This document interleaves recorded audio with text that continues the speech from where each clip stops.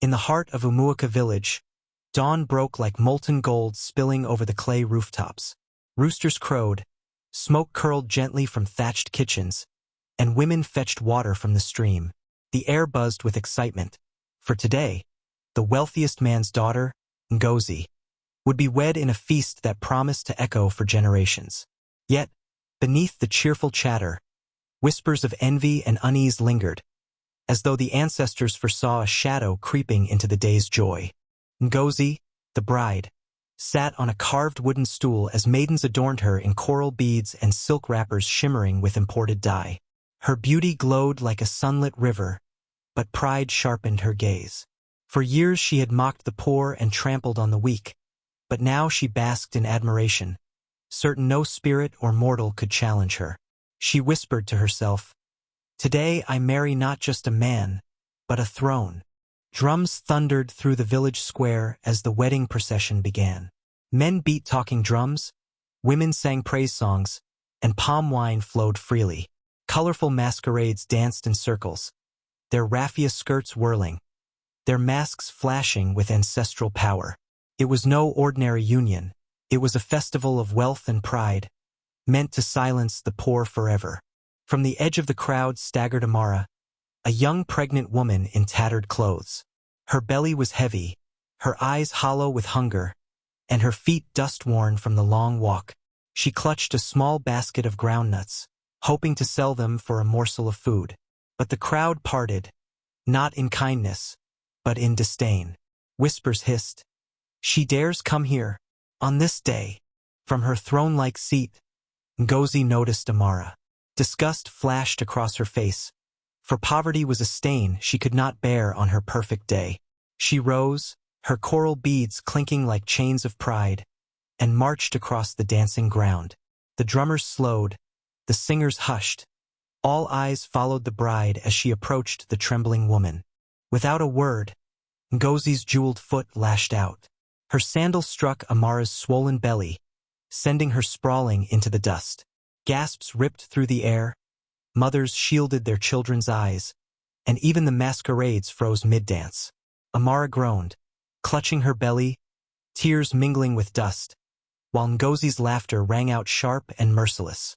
The elders rose from their carved seats, their walking sticks thumping the earth in disapproval. "Ngozi!" thundered Elder Okafor, his beard as white as palm wine froth. "Have you no shame? Today you stain your marriage bed with cruelty."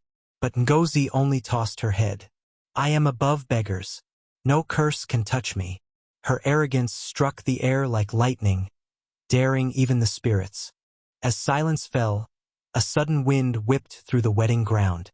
The palm trees bent and the drums split open as if struck by unseen hands.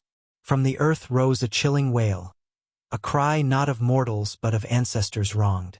The masquerades dropped their masks, trembling, for they knew the spirits had been awakened by bloodless cruelty. Struggling to rise, Amara's eyes glowed with an otherworldly fire. Her voice cracked with sorrow and rage. "Ngozi, as you mocked my pain, so shall pain be your eternal companion. As you strike the unborn, so shall your womb be struck with emptiness. You shall wear coral beads of sorrow, and your laughter shall turn to ash." Then she collapsed, silent, as thunder growled overhead. The wedding feast, once overflowing with laughter, now sat untouched. Bowls of steaming yam porridge and roasted goat grew cold as fear spread like smoke. Mothers clutched their children, fathers whispered warnings. Even the groom, Obi, shifted uneasily, glancing at his new bride with doubt in his eyes. But Ngozi lifted her goblet high, sneering, "Eat, drink. The curse of a beggar cannot touch me." The heavens did not share her pride. Clouds thickened, heavy as mourning cloth. A vulture circled above the compound, its cry echoing like a funeral bell. The once bright sun hid behind storm clouds, turning the village square into shadow. The people shivered, for they knew the ancestors were listening, and their judgment would not be delayed. Obi, the groom, grabbed Ngozi's hand with desperation. "Ngozi, my wife, show humility. Kneel before the woman you wronged. Beg forgiveness before the curse takes root." But she yanked her hand away, her eyes cold as obsidian. "I kneel to no one but wealth and power," she spat. A murmur of despair rippled through the villagers, for they knew pride deafened the heart.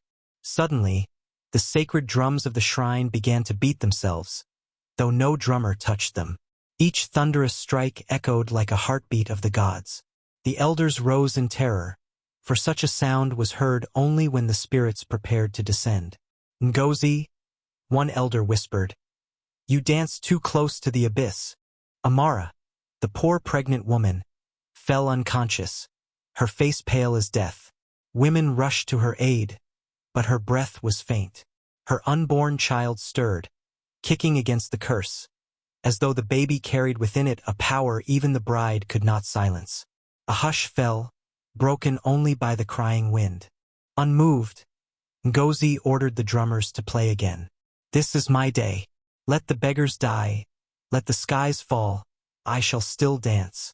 She twirled across the square, beads clattering, silk wrappers swirling, pride burning in her eyes. But with each step, her shadow lengthened unnaturally, stretching like claws across the ground. The dancers faltered, whispering, "It begins." Unable to bear her pride, Obi stepped back. He dropped his staff of marriage, the carved symbol of their union, and shook his head. "This is no wife, but a curse in human flesh." His words sliced through the air like a spear. The crowd gasped, and Ngozi's eyes flared with rage. Her wedding, her pride, her future, slipping like sand between fingers. The heavens split. A bolt of lightning struck the marriage canopy, splintering the carved poles and setting the cloth aflame. Women screamed. Men scattered. Goats bleated in terror. Ngozi stood frozen, her beads glowing red like embers. The earth shook beneath her, whispering the curse had begun to take root. Still she mocked. Raising her arms to the sky, Ngozi shouted, "Strike me if you dare, O spirits! I am untouchable, for wealth is my shield." Her laughter cracked the air, but behind her, the ground split open, and a cold wind slithered out like a serpent. Pride had blinded her to doom at her heels. From her faintness, Amara stirred. Her eyes fluttered open, glowing like embers. She whispered words not of mortals, but of ancestors.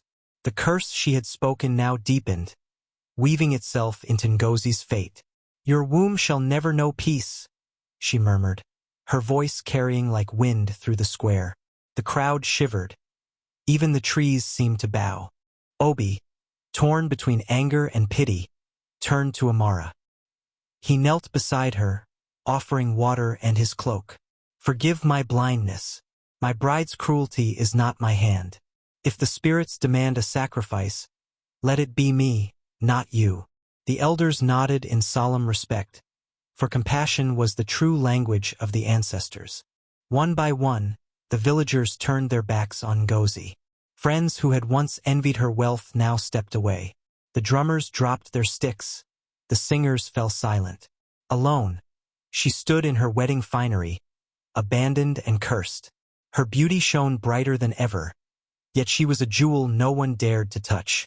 A shimmering veil descended from the sky, and from it stepped the spirits of the ancestors, their forms half smoke, half starlight.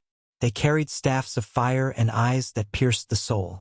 "Ngozi," they thundered, "you mocked the poor and in so doing mocked us, for the weak are our children. Today we seal your fate." Even before the spirits, Ngozi refused to kneel. She lifted her chin high, though her heart pounded. "If you are gods, strike me. But I am Ngozi, daughter of wealth, and I fear no shadow." Her pride was her crown, and though it trembled, she clung to it like a drowning woman to driftwood. From within Amara's womb came a sound that froze all hearts. A voice, clear as water, spoke. "I am yet unborn, but I carry judgment. The proud shall fall, the humble shall rise. Mother, rise and walk." Amara stood, strength surging through her, the unborn child glowing with divine light. The spirits bowed their heads in reverence. Ngozi's coral beads, once her pride, shattered suddenly, scattering across the earth. Each bead hissed like burning coals before dissolving into ash. She clutched her neck, gasping, for with each bead gone, her strength drained. She realized too late that pride had abandoned her, leaving her naked before fate. Fire rose from the cracked earth, not to consume the villagers, but to surround Ngozi alone. She screamed as the flames licked her finery, though they did not burn her flesh. Instead, they branded her soul with scars of sorrow, etching the curse deep into her spirit. The crowd watched in silence, knowing no wealth could buy her freedom. The elders lifted their staffs, their voices shaking with sorrow. Ngozi, you are banished from Umuaka. Go into the wilderness, where only your pride shall keep you company. Never again shall you taste the joy of kinship, nor hear the laughter of children. Tears filled the villagers' eyes, not for pity, but for the horror of wasted beauty. Alone, Ngozi staggered into the night, stripped of beads, stripped of honor. The wilderness swallowed her, its shadows whispering curses. Hyenas howled in the distance, their cries mocking her fall. She looked back once, but the village gates were shut, and no eyes watched with love. Pride had made her queen, and now pride crowned her exile. Back in the village, Amara sat in the elder's hut, cradled with care. Her unborn child glowed faintly, and the curse lifted from her body like mist at sunrise. The villagers bowed before her, honoring the woman who had been despised yet chosen by the ancestors. The humble shall inherit peace, the elders declared. Generations later, the story of Ngozi, the cursed bride, was still told beneath moonlit skies. Mothers warned their daughters. Beauty fades, wealth crumbles, but pride destroys. Fathers reminded their sons. Honor the weak, for they carry the breath of the ancestors. And children whispered by the fireside. Beware the bride who kicks the poor, for her laughter shall always turn to ash.